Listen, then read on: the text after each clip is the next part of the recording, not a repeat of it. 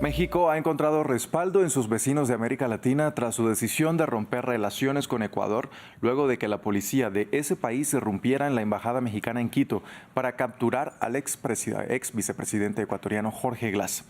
Una medida rechazada por países como Argentina, Brasil, Colombia y Perú, y Nicaragua, que también decidió romper relaciones con la nación andina, además de Bolivia, que retiró a su embajador en Quito. Para analizar este tema saludamos a Arnulfo Valdivia, el ex embajador de México en Colombia, presidente del Consejo Empresarial Mexicano de Comercio Exterior e Inversión, capítulo Estado de México. Arnulfo, bienvenido a Directo América. ¿Qué tal, Andrés? Qué gusto saludarte, muy buenos días y un gusto estar aquí en France 24 como siempre. Arnulfo, teniendo en cuenta lo anterior, podríamos decir que estamos ante el inicio de lo que sería una gran crisis diplomática a nivel regional. ¿Cómo podría escalar esta situación? A ver, Andrés querido, la verdad es que la situación ya escaló. O sea, es decir, las consecuencias que ha enfrentado Ecuador, por lo menos en términos discursivos de prácticamente toda la comunidad internacional, están ahí y no es para menos. No es para menos. Ecuador violó uno de los principios fundamentales de la convivencia internacional, que es la inviolabilidad de las sedes diplomáticas, es decir, la inmunidad de los funcionarios y las sedes diplomáticas. Arnulfo, se espera que hoy México presente contra Ecuador su denuncia ante la Corte Internacional de Justicia por haber entrado arbitrariamente en su embajada en Quito. ¿Qué medidas podría enfrentar Ecuador o qué tipo de sanciones, por ejemplo? A ver, yo creo que lo que hará México será precisamente presentar esta denuncia ante la Corte Internacional de Justicia y las sanciones deben ser ejemplares y fuertes, mi querido Andrés. La realidad es que no podemos permitir que se siente un precedente de que cualquier país esté en capacidad de allanar las representaciones diplomáticas de otros cuando no está de acuerdo con el asilo. A ver, esto no ha sucedido ni en Estados Unidos con la Oficina de Intereses Comerciales de Cuba. Esto no sucedió ni en la Unión Soviética, en los peores momentos de la Guerra Fría. Nunca los soviéticos tocaron la representación diplomática de Estados Unidos. Entonces, sí debe haber un precedente fuerte, un precedente absolutamente severo contra Ecuador. Y yo creo que va en cuatro, por lo menos en tres grandes caminos. El primero debe ser satisfacción, es decir, es una de las cosas que hace la Corte Internacional de Justicia, sanciona a través de la satisfacción, que es decir, tiene que haber una disculpa pública por parte de Ecuador. Segundo, restitución, dejar las cosas como estaban antes, por lo menos en la sede diplomática. Y reparación, tiene que haber una multa absolutamente ejemplar en contra de Ecuador para que esto no vuelva a suceder ni en Ecuador ni en ningún otro lado del mundo. Y claro, México deberá buscar también sanciones comerciales en contra de Ecuador, sobre todo en esos productos que son fundamentales para Ecuador, para darle dientes a esta denuncia. Es decir, sanciones comerciales, creo yo que por lo menos en contra del cacao, los bananos, importantemente, y las flores. Ahora que usted menciona estas sanciones comerciales en términos económicos, por ejemplo, ¿qué consecuencias podría tener para Ecuador concretamente este rompimiento de las relaciones con tal vez creo que es la segunda economía más grande de América Latina? Así es, a ver, Ecuador, como lo acabo de mencionar, es un gran productor de productos básicos, pero no tiene producción nacional de productos manufacturados.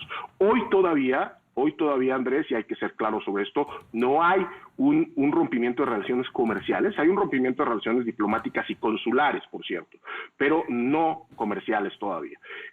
Yo creo que eso se debe estar analizando y se analizará, pero prácticamente Ecuador dejaría de recibir una parte muy relevante, muy importante de los productos manufacturados que México le exporta, y eso tendría consecuencias muy graves para su economía.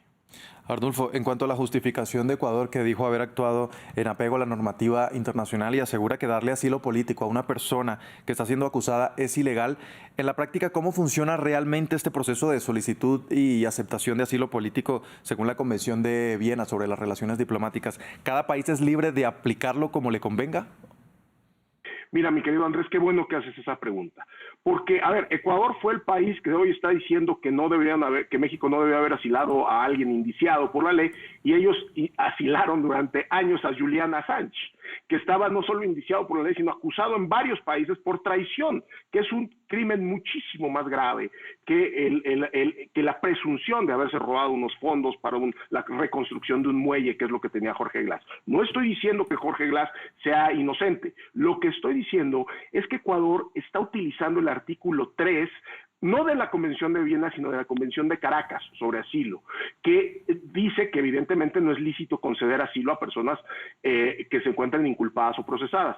Pero mañosamente están omitiendo el 4, y el 4 lo que dice es que corresponde al Estado asilante, o sea, a México, la calificación de la naturaleza del delito o los motivos de persecución. Es decir, México tiene y tenía la facultad de decidir si había motivos políticos detrás de esto, si había un juicio relativamente justo o no, incluso si había la perspectiva de un juicio justo. Y al considerar México, porque así lo tuvo que haber hecho, que no, entonces es que concede el asilo. Y ahí es donde no hay ninguna justificación, no hay justificación alguna, porque si ellos estaban en desacuerdo con que se hubiera otorgado el asilo, lo que debieron haber hecho era acudir ante la Corte Internacional de Justicia, denunciar a México y lograr que se restituyera, o sea, la restitución, es decir, que les regresaran al inculpado, pero no allanar la sede diplomática. Es decir, Ecuador no es nadie para hacer cumplir el artículo 3 de la Convención de Caracas. Quien cumple y quien hace cumplir ese artículo y esos artículos y esa convención es la Corte Internacional de Justicia, no Ecuador. Arnulfo, ¿qué cree que estaba jugándose el Estado mexicano a la hora de conceder el asilo político a Jorge Glass? A ver, evidentemente hay también presunción de que obviamente aquí se están jugando temas políticos y se están, digamos, acordando temas no de izquierdas y derechas. Eso, mi querido Andrés, está muy bien que se cuestione, eso está muy bien que se critique, eso está muy bien que se discuta a nivel político. La ley es la ley. Yo ponía el fin de semana un ejemplo muy sencillo, y es como decir que porque yo pienso que mi novia me está engañando con otro, voy y le quemo la casa a la novia. A ver, una cosa es la discusión que yo pueda tener con ella y el hecho, incluso que me está engañando, incluso de la infidelidad. Una cosa muy diferente es que yo vaya y porque pienso eso, o porque creo eso, o porque es probable eso, o incluso porque es real, lo vi, vaya yo y queme la casa. Arnulfo Valdivia, ex embajador de México en Colombia, gracias por compartirnos su análisis aquí en Directo América sobre esta crisis, como usted lo ha dicho, que ya ha escalado a otros niveles en América Latina. Gracias, querido Andrés, y un gusto estar siempre aquí con ustedes. Y ustedes, televidentes, también gracias por sintonizarnos. Vamos a hacer una breve pausa y en minutos vamos a regresar con más información. Esto es Directo América.